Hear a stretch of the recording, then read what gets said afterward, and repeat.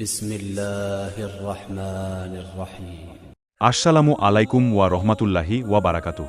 প্রিয় দর্শকবৃন্দ, আজকের এই ভিডিওতে আমরা ইসলামের পবিত্রতম স্থান মক্কা শরীফের ইতিহাস এবং এর সঙ্গে সম্পর্কিত ইসলামী ঐতিহ্য নিয়ে বিস্তারিত আলোচনা করব।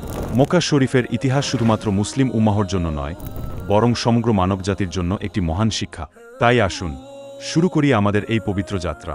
মক্কা শরীফের আদিম ইতিহাস। মক্কা শরীফের ইতিহাস হযরত আদম আলাইহিস সালাম এর সময়কাল থেকেই শুরু হয়। ইসলামের বর্ণনা অনুযায়ী হযরত আদম আলাইহিস সালাম পৃথিবীতে প্রেরিত হওয়ার পর আল্লাহ তাকে নির্দেশ দেন কাবা নির্মাণ করতে। তখন থেকেই মক্কা ছিল আল্লাহর ইবাদতের কেন্দ্রস্থল। হযরত ইব্রাহিম আলাইহিস সালাম ও কাবার পুনর্নির্মাণ।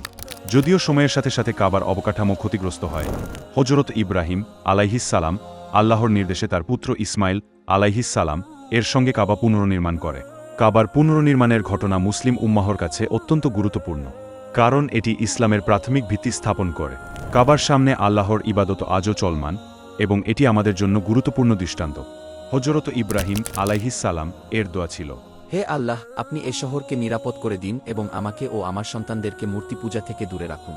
এই দোয়ার মাধ্যমে মক্কা শরীফের বিশেষ মর্যাদা আজও বিরাজমান। জাহেলিয়াতের যুগে মক্কা। ইসলামের আগমনের আগে মক্কা শরীফে জাহেলিয়াতের যুগ চলছিল।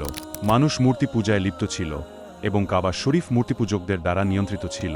এই সময়ে আল্লাহ আমাদের প্রিয় নবী হযরত মুহাম্মদ সাল্লাল্লাহু আলাইহি ওয়াসাল্লাম কে মক্কার বাসিন্দাদের সঠিক পথে আহ্বান জানানোর জন্য প্রেরণ করেন। নবুয়তের সূচনা এবং ইসলামের প্রচার।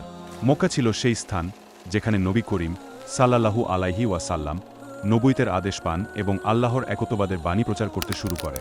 কিন্তু প্রথমে মক্কার কুরাইশরা ইসলামের বার্তাকে মেনে নিতে চায়নি।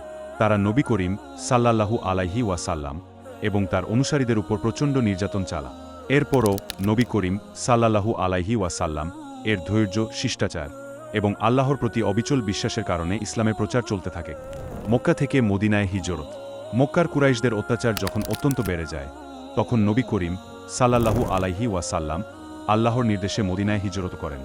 মদিনায় ইসলামের অবস্থান আরও মজবুত হয়, কিন্তু মক্কা তখনও ইসলামের জন্য অত্যন্ত গুরুত্বপূর্ণ ছিল। নবী করিম সাল্লাল্লাহু আলাইহি ওয়াসাল্লাম মদিনা থেকে মক্কার জন্য দোয়া করতেন এবং মক্কাকে ইসলামের কেন্দ্র হিসেবে প্রতিষ্ঠিত করার আশা রাখতেন। মক্কার বিজয়। হিজরতের ৮ বছর পর আল্লাহর নির্দেশে নবী করিম সাল্লাল্লাহু আলাইহি ওয়াসাল্লাম মক্কা বিজয় করেন।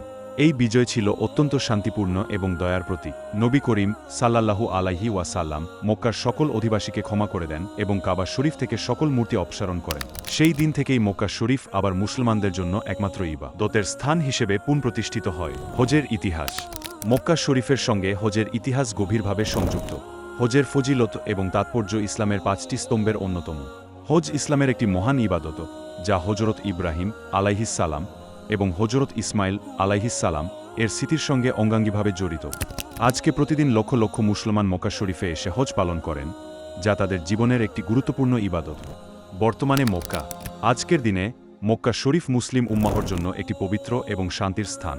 প্রতিদিন লক্ষ লক্ষ মুসলিম আল্লাহর উদ্দেশ্যে এই পবিত্র স্থানে নামাজ আদায় করেন এবং তাওয়াফ করেন। হজ এবং উমরাহ পালন করতে এখানে সারা বিশ্বের মানুষ একত্রিত হয়। মক্কা শরীফ শুধু ইসলামের ইতিহাসে নয়, বরং মানবজাতির ইতিহাসে একটি অনন্য স্থানে অবস্থান করছে। প্রিয় দর্শক, মক্কা শরীফের ইতিহাস আমাদের জন্য অনুপ্রেরণার উৎস।